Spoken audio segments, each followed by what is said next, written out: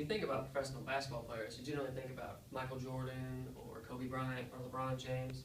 You don't hear about the people that struggle with basketball. Not on the court, but typically off the court. Here today, I'm here to talk to you about Chris Herren. My name is Garrett Heiby.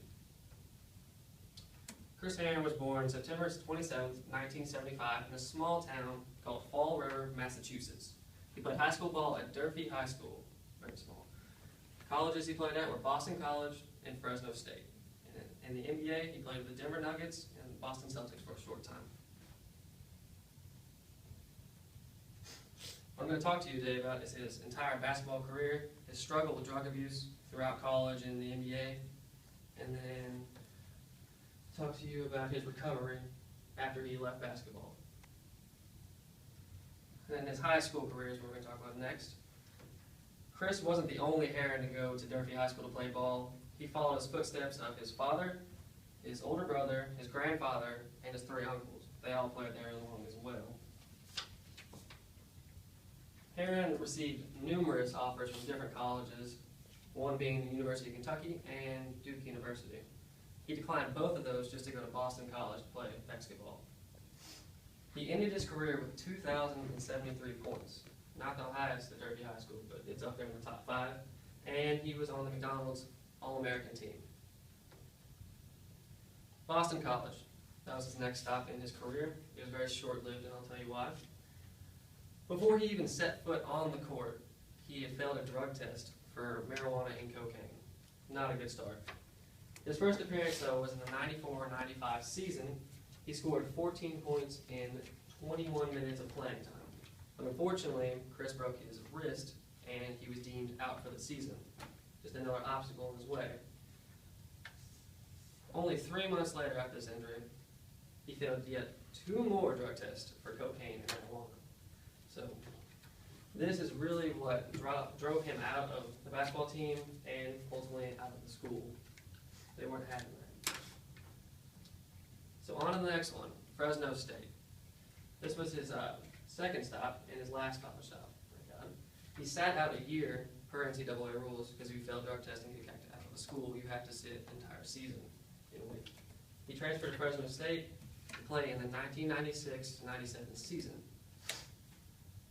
3 years since the last failed drug test in 1997, he failed yet again another drug test for cocaine and marijuana. After failing these tests, he was actually admitted into a rehabilitation center, and he stayed there for 28 days until he was sober, and he's promised that he would get off drugs and finish his career at Fresno State. When he returned to the team in 1998, he went on to play 86 games. He averaged 15.1 points per game, and he assisted 5.1 per game. On to the draft. He finished his career out at Fresno State, and he entered himself in the 1999 NBA draft, where he was drafted in the 2nd round as the 33rd overall pick to the Denver Nuggets. He played 70 games from 1999 to 2001 as a member of the Denver Nuggets, and then he was traded to the Boston Celtics. Sadly, he only averaged 3.2 points per game and only 2.4 assists per game, as a result of all the drugs he had been taking, as in cocaine and marijuana, had taken over his life, and he wasn't playing the game to his full potential like he should be.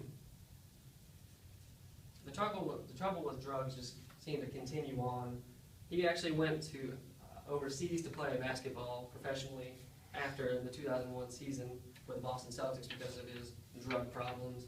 He continually was doing cocaine, he had started heroin, and he actually had started taking painkillers, and even selling them. Okay. So when he went overseas, he played for Skipper Bologna, Beijing Ducks, Jiangsu Dragons, Energy Braunschweig, Pekan, and Anwil something. He played overseas from 2001 all the way to 2006. But in 2004, in the middle of his career overseas, he was arrested and tried with possession of heroin and driving under the influence while under a revoked license. After returning overseas, he actually started purchasing crystal meth, which is really starting to mess with him. And not too later on, he actually overdosed on heroin, not crystal meth, and he crashed into a utility pole and was actually dead for 30 seconds until the ambulance people actually revived him. So, this is where he kind of started to take a turn around and figured out he needed to be sober and clean. After this, it marked a new chapter to his life, really.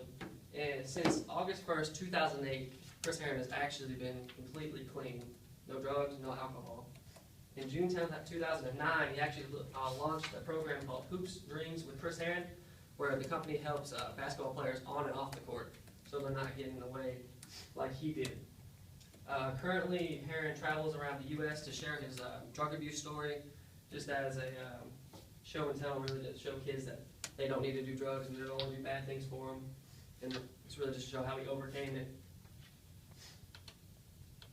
My resource is from the ESPN 30 for 30. It's called Unguarded. The director is Jonathan Hawk. It's from ESPN Films, and it was filmed in 2011.